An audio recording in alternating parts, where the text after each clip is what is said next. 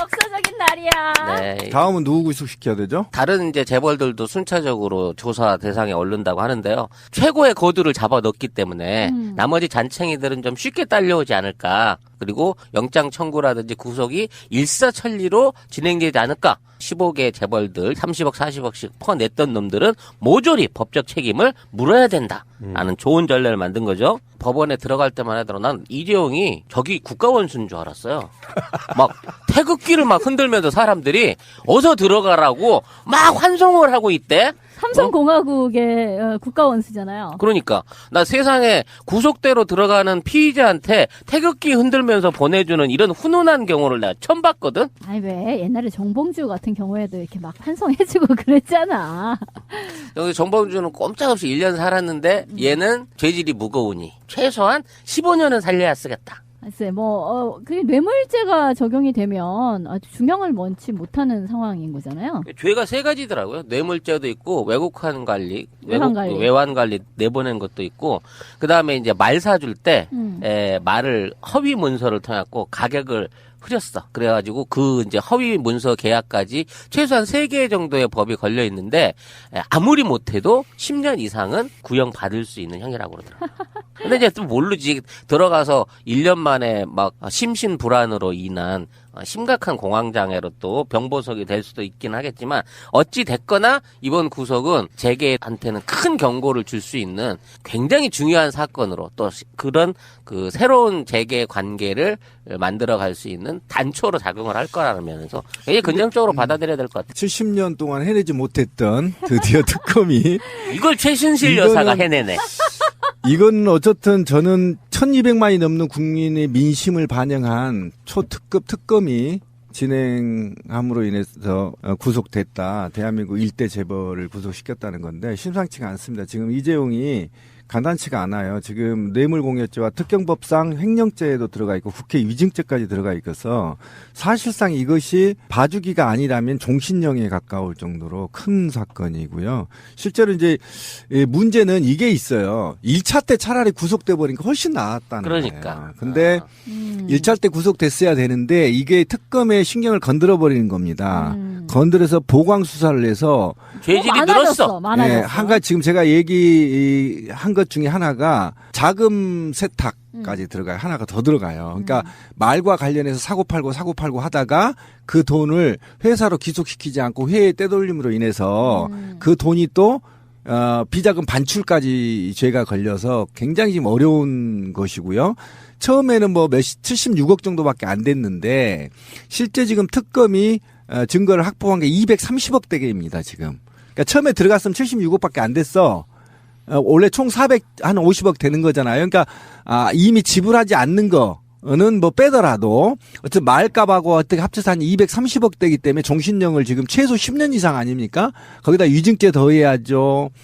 자금 또 해외 반출 더해야죠. 그다음 뇌물 공여죄까지 더해야 되기 때문에 최악의 상태입니다. 그래서 어쨌든 총액이 어쨌든 한 500억대에 달하는 초대형 비리가 터진 거죠. 이번 구속이 단순하게 이재용 개인의 인신구속 또는 재벌 그 총수 일가의 인신구속에서 끝나지 않고 그동안 삼성이 불법적으로 저질러왔던 해외 자금 도피라든지 비자금 은닉이라든지 정치권 로비 같은 부분에 세세한 다른 죄상들이 이번 구속 이후에 보강이 좀 돼서 말 그대로 사법이 정의를 실현하고 사법제도를 통한 어떤 재벌들에 대한 엄중한 경고 그리고 기업 경영의 투명성을 확보할 수 있는 그런 계기가 이번에 만들어져야 돼요. 저는 이건 한국 자본의 어떤 형성사 같은 걸 통해서 봤을 때도 정말 역사적인 사건이다라고 생각을 해요. 사실 삼성이 언제 어떻게, 그러니까 삼성뿐만이 아니라 이제 삼성을 비롯하여 한국의 재벌들이 어떻게 형성되었는가라는 것 자체를 들여다볼 필요가 있는데 어찌됐든 대부분이 이제 일제강점기 이후에 이제 적산을 불허하는 것 그리고 독재 정권 이후에 사카린 밀수 사건 그거는 삼성의 어떤 시작이 된 거잖아요. 어떤 밀수라든지 아니면 정권 차원에서 차관을 이렇게 땡겨와서 그냥 막 나눠주는 방식이라든지 어찌됐든 정권과 한 몸이 되어서 이렇게 지금까지 만들어져 온 것이다. 이게 어쩌다가 우발적으로 정경 유착이 일어났다 이런 개념이 아니라는 거죠. 그렇죠. 이병철이 일대 정경련 회장이라는 사실을 기억하자고요. 그렇죠. 박정희한테 기업들 자금을 걷어다주는 역할을 함으로써 그렇죠. 지금의 삼성의 입지가 만들어진 거예요. 근데 그걸 이제 따지고 보면요. 우리가 지난번에 왜 해외에서 이제 활동하시는 분이 나와셨을 때 해외에서 깜짝 놀란다. 한국에 대해서. 아니 이런 막 어마어마한 IT 기기를 만드는 그런 한국에서 어떻게 이와 같은 정치 스캔들이 일어나는지를 막 사람들이 이게 너무 미스매치 되어서 이해하지를 못한다라는 얘기를 했었잖아요.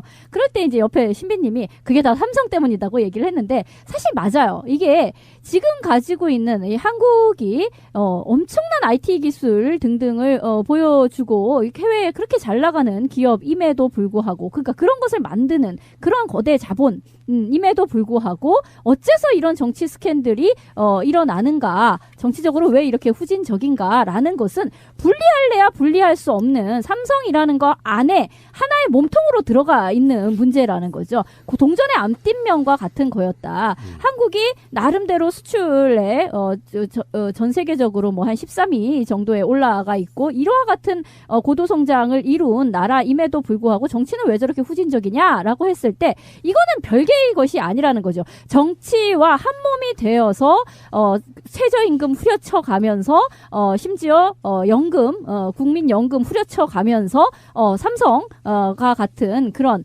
정말 몇 명의 사람들에게 이 모든 이익이 돌아가게끔 하고 그것을 위해서 정부가 지금까지의 어떤 정권을 유지하면서 기득권을 유지하면서 폭탄 돌리기를 해왔다라는 것으로 한국의 자본주의 한 70년사를 정리할 수 있는 것이기 때문에 지금의 이재용의 구속이라는 거는요. 단순히 한 사람이 뭐 이러저러한 비리를 저질러가지고 구속이 됐구나. 얘 수준에서 머무는 그런 문제가 아니라고 보는 겁니다. 우리 처남이 삼성 본사의 근무합니다. 분위기가 심상치가 않았어. 그쪽 내부에서도 이재용이 구속될 것을 상당히 예상한 듯한 그런 내부적인 분위기가 흘러나왔다고 그래요. 어찌됐건 삼성 불패, 삼성의 대장들은 옥살이는 하지 않는다. 이런 개념에서 봤을 때 그 저번에 영장 기각했던 판사가 주거 환경에 핑계도 있었잖아요. 그러니까 그렇게 막 고대강실에 사시던 분을 어떻게 이런 누추한 구치소로 모실 수가 있는가라는 이야기인 거잖아요. 말도 안 돼. 정말 빡침 아니야?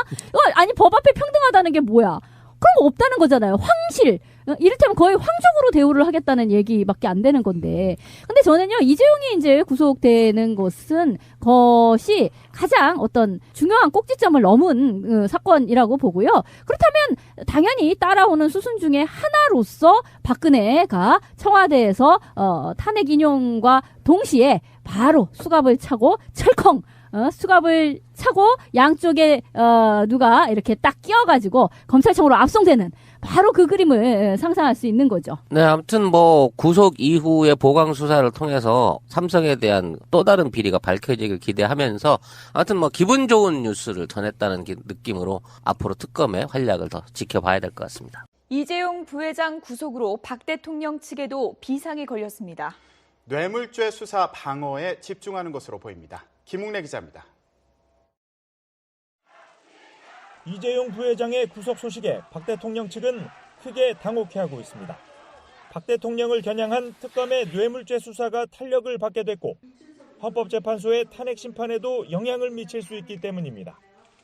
다만 아직 이 부회장의 죄가 확정된 건 아닌 만큼 향후 재판 과정을 지켜보자며 신중한 태도를 보였습니다. 재단 설립과 삼성의 경영권 승계는 관련이 없다며 뇌물죄가 성립할지는 끝까지 지켜봐야 한다고 한 겁니다. 또 탄핵 심판은 헌법 위반 여부를 따지는 절차이기 때문에 이 부회장의 구속과는 관련이 없다는 점도 강조했습니다. 하지만 박 대통령 측은 이 부회장 구속이 미칠 영향을 꼼꼼하게 분석하고 있습니다. 일단 특검의 대면 조사를 받는다는 전제 아래 조사 시기와 뇌물죄 방어 논리 등을 점검하고 있습니다. 조사에 임하려고 하고 있습니다. 뭐 일정이라든가 또 그런 부분에 대해서는 이제 지금 조율을 하고 있습니다. 하지만 특검의 대면 조사 수용이 아무런 실익이 없다고 판단될 경우 조사를 원점에서 재검토할 가능성도 없지 않습니다. 특검의 수사기간 연장 여부가 박 대통령의 대면 조사 여부와 일정에도 영향을 미칠 수 있습니다. 그런 만큼 박 대통령 측은 황교안 권한대행의 특검 수사기간 연장 여부와 정치권 움직임, 국민 여론 등을 종합적으로 살피며 대응책 마련에 나설 것으로 보입니다.